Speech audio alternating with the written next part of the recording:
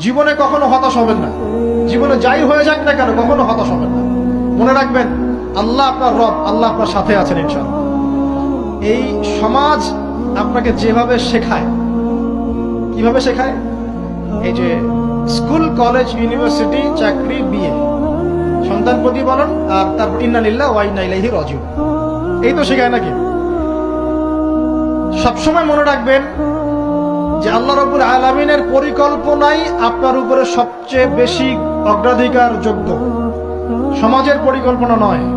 পরিবার আপনাকে চাপ দিচ্ছে, চাকরি পাস না, পড়াশোনা করিস না, হ্যাঁ পড়াশোনায় কেন তুই 80 নম্বর পাইলি না, কেন চান্স পেলি না, কবে চাকরি পাবি, কবে আমাদেরকে দেখবি, খাওয়াবি, পড়াবি, এই যে চাপগুলো চারপাশ থেকে আসে কিনা, এতে করে অনেক যুবক দেখা যায় মাদকাসক্ত হয়, অনেকে দেখা যায় আত্মহত্যা করছে, ইদানিং করছে কিনা ভাই?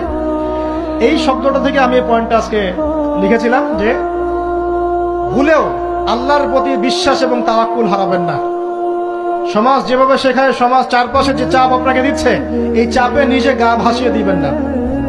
আপনি আল্লাহর কাছে দোয়া করবেন, আল্লাহর কাছে পথ চেয়ে নিবেন এবং আল্লাহর প্রতি তাওয়াক্কুল ভরসা করবেন। কখনো আত্মহত্যার পথ বেছে নিবেন।